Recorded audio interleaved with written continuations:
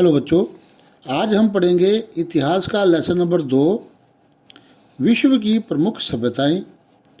तो वीडियो शुरू करने से पहले मैं आपको बताना चाहता हूं कि यदि इस मेरे चैनल को, जिसका नाम economic analysis with Ashwini Kumar Gupta है, को सब्सक्राइब नहीं किया, उसे सब्सक्राइब करें, लाइक करें, शेयर करें और साथ ही बेल आइकन बटन को दबाना ना भूलें। तो मैं इस वीडियो में आपको बताना चाहता हूं कि रोमन सभ्यता के प्रशासनिक, आर्थिक, सामाजिक और धार्मिक जीवन कैसा था। उसके साथ साथ सामाजिक वर्गों में हम किस उसको मानते थे। उसके बाद हम पढ़ेंगे चीनी सभ्यता, उसके राजनीतिक, सामाजिक, धार्मिक और आर्थिक जीवन की विवेचना करेंगे। तो हम वीडियो शुरू करते हैं रोमन सभ्यता के प्रशासनिक, आर्थिक, सामाजिक और धार्मिक जीवन के वर्णन से। तो पहला इस प्रश्न में आता है प्रशासनिक जीवन। रोम में गणतंत्रीय शासन प्रणाली प्रचलित थी। जनता द्वारा चुनी सीनेट के सदस्यों की संख्या 300 थी। ये सदस्य संसद का संचालन करते थे। ये पैट्रिशियन वर्ग से संबंधित थे। सीनेट द्वारा 2 न्यायाधीशों को नियुक्त किया जाता था, जिसे कौंसल कहा जाता था। इनका कार्यकाल 1 वर्ष होता था। कौंसिल की सहायता के लिए एक वित्त अधिकारी होता था, जिसे क्वेस्टर्स कहा जाता था। प्रांतों का शासन गवर्नर द्वारा संचालित होता था। इसका कार्यकाल भी 1 साल का होता था। इसे वेतन नहीं मिलता था। ये जनता से जबरदस्ती टैक्स वसूल किया करते थे, कर वसूल किया करते थे। अब हम पढ़ते हैं दूसरा, आर्थिक व्यवस्था। रोमन लोगों की प्रमुख आजीविका कृषि और पशुपालन से चलती थी। यहाँ गेहूँ, बाजरा, जौ, अंगूर, सेब आदि फसलों की पैदावार होती थी। भूमि पर धनी पुरुषों का अधिकार था। रोमन सभ्यता के लोग बर्तन बनाने, सोने चांदी के आभूषण बनाने आदि का काम किया करते थे। नमक का उत्पादन और खानों से भी आय प्राप्त होती थी। रोमनवासी चीन से रेशम, यूनान से लोहा, भारत से मलमल आयात किया करते थे। अब आता है सामाजिक जीवन, सामाजिक व्यवस्था। रोम में संयुक्त परिवार व्यवस्था का प्रचलन था। मतलब सभी इकट्ठे रहा करते थे। परिवार के सभी सदस्य इकट्ठे रहा करते थे। परिवार के सदस्यों के लिए मुखिया की आज्ञा सबसे महत्वपूर्ण होती थी। रोम के निवासियों के सामाजिक की मूल आधारशिला परिवार ही थी। आगे आता है धार्मिक व्यवस्था। धार्मिक अवस्था में रोम की शासन व्यवस्था का केंद्र धार्मिक विचार होते थे। रोमन सभ्यता के लोग देवी देवताओं की पूजा की अपेक्षा आत्माओं की पूजा में ज़्यादा विश्वास रखते थे। इनके देवताओं में जुपिटर शांति का देवता, वीनस प्रेम की देवी, अपोलो संगीत व कला का देवता, मार्स युद्ध का देवता, वेस्टा अग्नि का देवता होते थे। तो ये देवताओं के नाम थे। अब आगे हम पढ़ते हैं रोमन सभ्यता के सामाजिक वर्गों की सूची बनाओ। तो रोमन सभ्यता में राजतंत्रीय समाज 2 वर्गों में विभाजित था। कौन कौन से 2 वर्ग थे?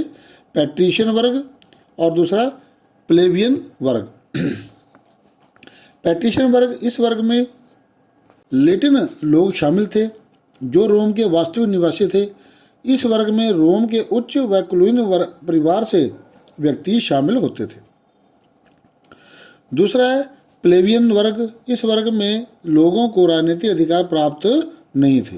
इस वर्ग में गरीब व्यक्ति आते थे। ये वर्ग अपने अधिकारों के लिए निरंतर संघर्ष करता रहता था। अब हम पढ़ते हैं चीनी सभ्यता। अब तक हमने पढ़ी रोमन सभ्यता, अब हम पढ़ेंगे चीनी सभ्यता। चीनी सभ्यता के राजनीतिक, आर्थिक, धार्मिक आदि जीवन के बारे में, आदि की विशेषताओं के बारे में हमने इसमें वर्णन करना है। तो पहला आता है राजनीतिक जीवन।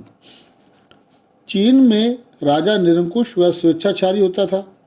राजा को वांग कहा जाता था। जनता उसे ईश्वर का पुत्र मानकर पूजा करती थी और उसे अपना पिता मानती थी। वह न्यायाधीश व पुरोहित होता था। शासन कार्यों के लिए मंत्री परिषद, जिसमें 4 मंत्री परामर्श देने के लिए कार्य करते थे। कार्यकारिणी परिषद में 6 सदस्य होते थे।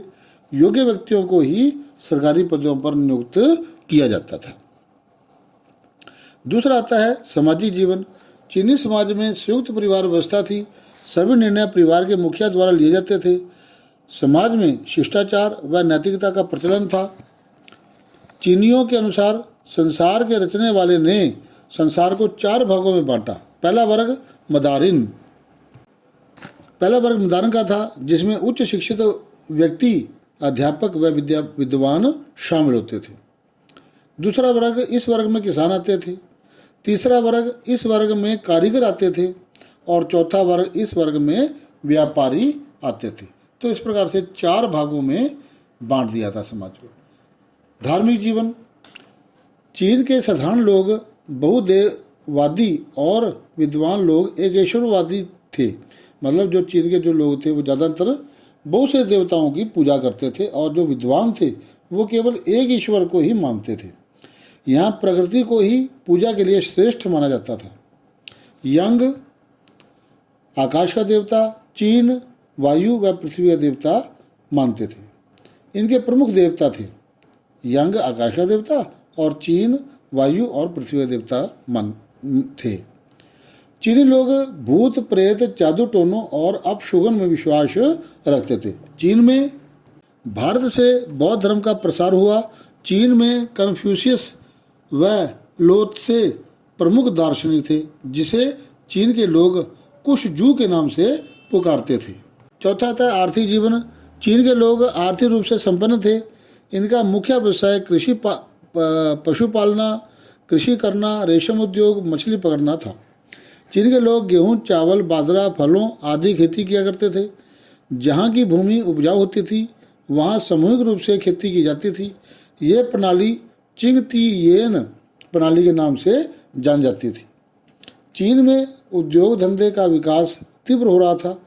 चीन में व्यवसाय वंशानुगत होता था और व्यवसाय को बदलना पाप समझा जाता था। तो ये हमने पढ़े इसमें प्रश्न चीनी सभ्यता तक। तो यदि आपको मेरा ये वीडियो पसंद आया तो मेरे इस चैनल को सब्सक्राइब करें, लाइक करें, शेयर करें और साथ ही ये बेल आइकन बटन को दबाना ना भूलें, ताकि मेरे नए नए नोटिफिकेशन, नए नए वीडियो आप तक पहुंचते रहें। धन्यवाद।